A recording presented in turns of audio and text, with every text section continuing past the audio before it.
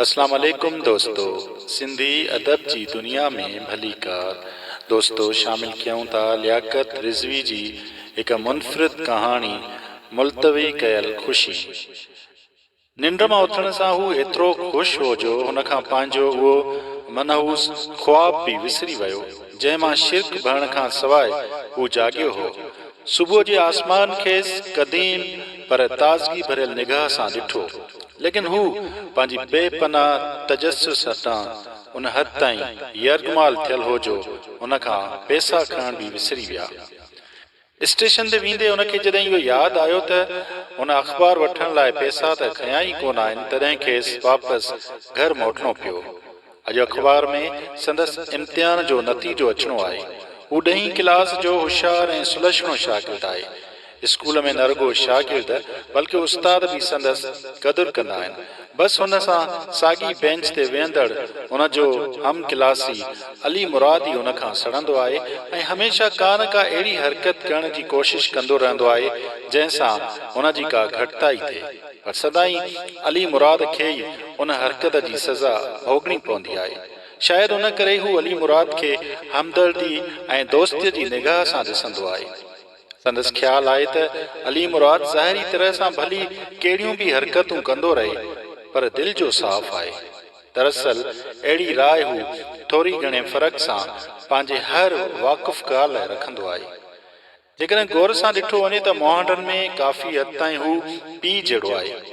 इहे ई झाड़ियूं भिरवूं ग़मगीन गोलाई माहिल चहिरो जंहिंमें ॿ अखियूं मुंतज़र ऐं पुर उमीद तासिर भरियूं। फ़र्क़ु सिर्फ़ उहा आहे त संदसि पीउ यानी दीनू सोनारे खे ज़रे घटि दुन ताईं बेतरतीब दाढ़ी हुई ऐं चहिरो ज़िंदगीअ जे ख़फ़नि ऐं ख़ज़ान जे करे कुझु नागवार तासुर भरियो थी लॻो। थियण त ईअं खपंदो हो त दीनूअ खे पंहिंजे पीउ जो सुनहर को धंधो संभालणु खपंदो हो, पर बदकिस्मतीअ सां पीउ जे मरण खां पोइ हिक में पोयां दीनूअ खे कुझु अहिड़नि वाक़िअनि खे मुंहुं ॾियणो पियो जो न रुगो खेसि ज़ाल जा ज़ेवर विकिणणा पिया, बल्कि पीउ जो सुनहर को दुकान बि खपाइणो पियो, जंहिंखे दीनूअ पीउ जी आख़िरी निशानी सम्झी संभालण जी तमन्ना कई हुई, पर तक़दीर माण्हुनि जी तमन्नाउनि खां लापरवाह हूंदी आहे। दीनूअ खां इहा राति जीअरे त कान विसरंदी जंहिंजी यादि अॼु बि संदसि वजूद खे ॾकाए छॾींदी आहे।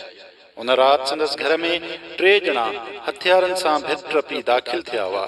दीनू ऐं संदसि ज़ाल पंहिंजे कमरे में सुतल हुआ ऐं ॿिए कमरे में दीनूअ जी माउ सुतल हुई, जंहिंखे 3 ॾींहंनि खां नज़ले जी शिकायत थी पई हुई। बाक़ी दीनूअ जो पीउ जेसीं ताईं सियारो मुकमिल तरह सां न ईंदो हो हमेशह सहन में ई सुम्हंदो हो।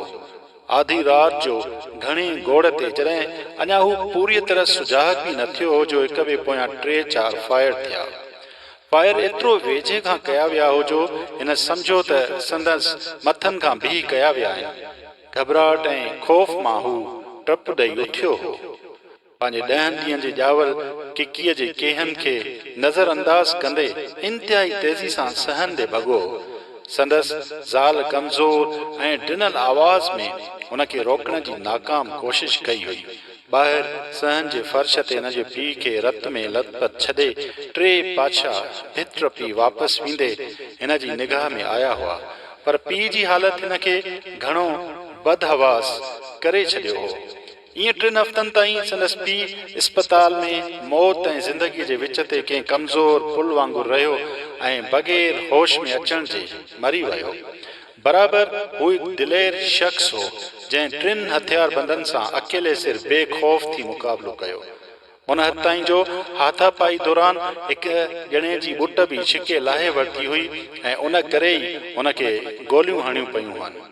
घणे अरसे ताईं उन वाक़िए बाबति मुख़्तलिफ़ अफ़वाह हलंदा रहिया, पर हक़ीक़त इहा हुई त हू 3 न त कंहिं ज़ाती दुश्मनी जो प्लान करण आया हुआ, न वरी उन्हनि वटि को ॿियो सबबु हो। हक़ीक़त में हू 3 घर में फुर करण जे इरादे सां आया हुआ, पर गैर मुतवक़े मुज़ाहिमत करे ऐं ख़ासि तौर ते हिक ॼणे जी सुञापजे वञण खां पोइ उन्हनि इहो बहितर सम्झो त खून करे छॾिजे। हू त पंहिंजे पर में खून करे फ़रार थी चुका हुआ, पर दीनूअ जे पीउ बेहोश थियण खां अॻु पुट खे उन फोरूअ जो नालो ॿुधाए छॾियो हो। जंहिंजी हुन बुट छिके लाथी हुई। ज़ाहिर आहे त अहिड़ी सूरत हाल में दीनूअ पीउ जे खून खे कीअं लोड़ण ॾे हा। पुलिस मज़कूरा फोरूअ खे गिरफ़्तार कयो ऐं उन जे बयान ते ॿिया 2 ॼणा बि झलिया, पर इलाइक़े जे ताक़तवर धुरियुनि जी मुदाख़लत करे उन्हनि जी ज़मानत थी वई ऐं केस अदालत में हलणु शुरू थियो। अञा अदालत कंहिं आख़िरी फ़ैसिले ते कान पहुती हुई, जेका कॾहिं पहुचणी बि कान हुई, जो उन विच में दीनूअ जी माउ सदमे जे गहरे असर हेठि अहिड़ी बीमार थी वञी बिस्तरे खे लॻी। ईअं वकीलनि ऐं डॉक्टरनि जो शिकार थियल दीनू हिकु ॾींहुं उन हालत ते वञी पहुतो जो न ॾोकड़ रहिया न दुकान ई रहियो। मथां संदसि माउ बि मरी वई ऐं पीउ जे खून जो केस बि लुड़ी वियो। बदकिस्मती जे उन बदतरीन अरसे दौरान बि दीनूअ जी ज़ाल 5 धीउनि ऐं हिकु मुअल पुट खां पोइ उनखे ॼणियो हो। पाड़े ओड़े जो ख़्यालु हो त हुनजो वक़्तु चङो हो, छो त हुन जी पैदाइश खां पोइ दीनूअ जे घर में घणे अरसे खां पोइ ख़ुशगवार ज़िंदगी जी शुरूआत थी हुई। हू हुन जी 60 जो मौक़ियो हो जॾहिं दीनूअ मंज़ूर सुमरे सां संदसि गुलनि जे बाग़ जे मकाते जो मुआहिदो कयो हो।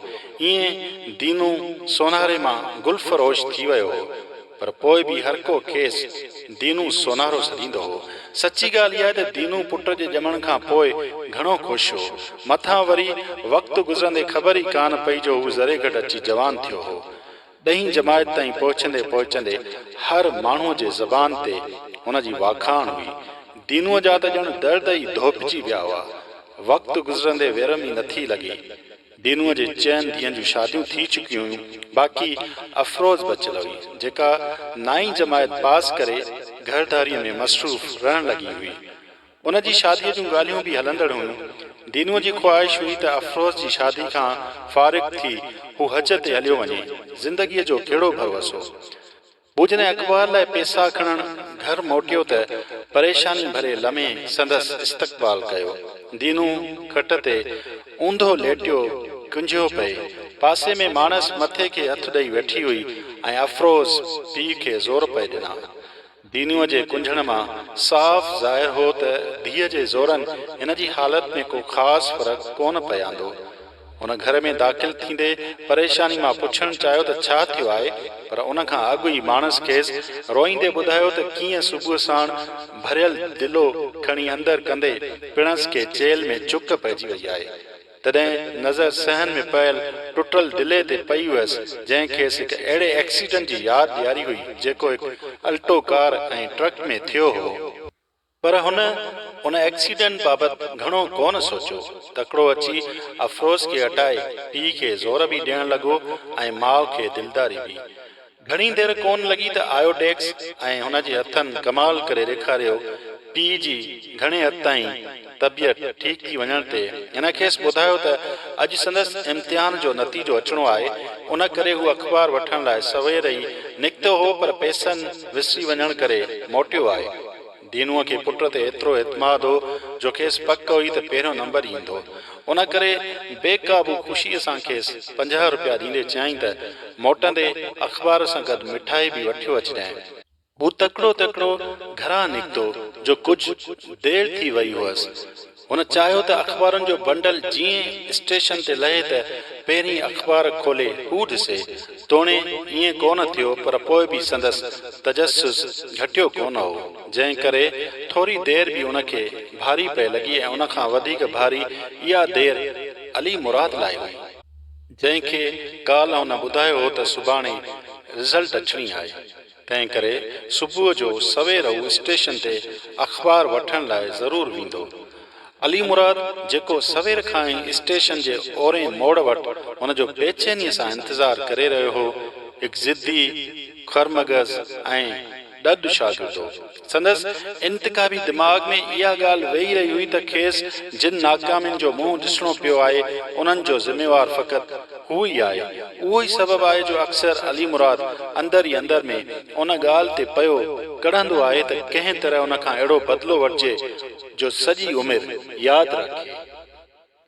ॻाल्हि जॾहिं उन अली मुराद खे सुभाणे जे नतीजे बाबति ॿुधायो हो त उन लम्हे ई अली मुराद हिकु ख़तरनाक मनसूबो जोड़णु शुरू कयो हो ऐं सुबुह खां जेको हू बेचैनी सां हुनजो इंतज़ारु करे रहियो हो त उनजो सबबु उहो कोन हो त को अली मुराद खे बि रिज़ल्ट जी एतिरी ॻणती ऐं तजस्सुस हो जेतिरो हुनखे हो, बल्कि खेसि त पंहिंजे नापास थियण जी पक हुई।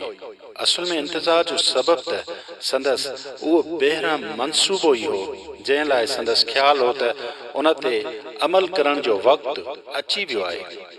स्टेशन जे ओरे मोड़ ते अली मुराद खे ॾिसी हू ख़ुशीअ मां साणसि मिलियो ऐं अख़बार वठण ख़ातिर गॾु हलण लाइ चयो।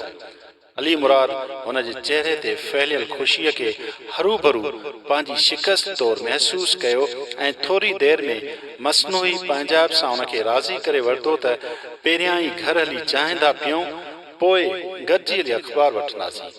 अली मुराद जो घर स्टेशन जे ओरे मोड़ वटि ॾखण तरफ़ फैलियल बनियुनि जे किनारनि ते हो। उहे बनियूं बि अली मुराद वारनि जूं हुयूं जिन में गॾिजी हू पोपटनि पोयां पहरनि जा पहर डोड़िया हुआ। जॾहिं ॿई बैठक में दाख़िल थिया त हुन पंहिंजी पसंदि जी आराम कुर्सी ते वेहंदे अली मुराद खे जल्दी करण लाइ चयो त जीअं चांहि पी अख़बार लाइ स्टेशन ते पहुचे। उन बैठक में जेका ज़ाहिरी तरह घर जो हिसो कान लॻंदी हुई, पर अंदरां हिकु ॿियो दरवाज़ो उनखे घर सां ॼण त ख़ुफ़िया तौरु मिलाए रखंदो हो। अॻ में बि हू कई दफ़ा अली मुराद खे पढ़ाइण जे सिलसिले में हिते अची चुको हो, पर अॼु उहा बैठक हुनखे कुझु अजनबी लॻी, लेकिन हुन अहिड़े तासुर ते घणो ध्यानु न ॾिनो। अली मुराद ईअं चई त इजो चांहि खणी थो मोटां। अंदरे दरवाज़े मां घर में दाख़िल थियो त उन महल संदसि भेण कज़बानू आगुर खे ॿुहारी ॾियण जी तयारियुनि में हुई। उहा उमिरि में अफ़रोज़ खां बि 6-8 महीना नंढी हुई। हू भेण खे 2 कोप चांहि जा आणण लाइ चई उन्हनि ई पेरनि ते मोटियो, पर बैठक बजाए ॿाहिरि निकिरी वियो। हू बैठक में आराम कुर्सीअ ते पंहिंजी गुमनाम मुस्तक़बिल जे ख़ुशगवार तसवर में एतिरो महू हो जो न रुगो हिन बैठक जे ॿाहिरें दर बंदि थियण जो आवाज़ कोन ॿुधो जंहिंखे एहतियात सां बंदि कयो वियो हो, बल्कि कज़बानो जे क़दमनि जी मासूम आहट ते बि हुनजो ध्यानु कोन वियो, जेका 2 कोप चांहि जा खणी अंदरि आई हुई ऐं भाउ खे न ॾिसी सहमजी बीह रही हुई। बैठक जे अंदरें दरवाज़े जे ज़ोर सां बंदि थियण जे ठकाव ते हुन शिरकी ॾिठो त कज़बानो जे ॾकंदड़ हथनि में 2 चांहि जा कोप हुआ ऐं चेहरे ते अहिड़ो लाज़वाल ख़ौफ़ हो जंहिंखां अॻ में हू कॾहिं वाक़ुफ़ कोन हो। घर अंदरां ईंदड़ मर्दनि ऐं औरतुनि जे उभिरे ऐं बेचैन घोड़ खे हुन अणॼातल ख़ौफ़ सां सम्झण जी कोशिश कई। बैठक जो अंदरियों दर अचानक खुलियो ऐं तेज़ी सां ॼण त कंहिंखां पाण छॾाईंदे अंदरि दाख़िल थींदे अली मुराद बंदूक सिधी कई। 2 फायर थिया ऐं हिननि लाइ दुनिया बेरहम ख़ामोश अंधेरे में ॿुॾी वई। 2 बरांगनि जे फ़ासिले ते फर्श ते हारियल गरम चांहि ते किरंदे कज़बानू रुगो एतिरी रड़ करे सघी त अदा जंहिं महिल अली मुराद बंदूक सूदो थाणे ते पहुची एतिराफ़ कंदो त हुन भेण ऐं हुनखे कारो करे मारियो आहे, तंहिं महिल ताईं दर्द जी लहर जी लिपेट में हुनजो पीउ दीनू उन ॻाल्हि खां बाख़बर थी चुको हूंदो त संदसि मक़तूल पुट जी बोर्ड में पहिरीं पोज़ीशन आई आहे, पर खेसि पंहिंजी ख़ुशीअ खे गैर मुयना मुद्दत ताईं मुलतवी करणो पियो हूंदो।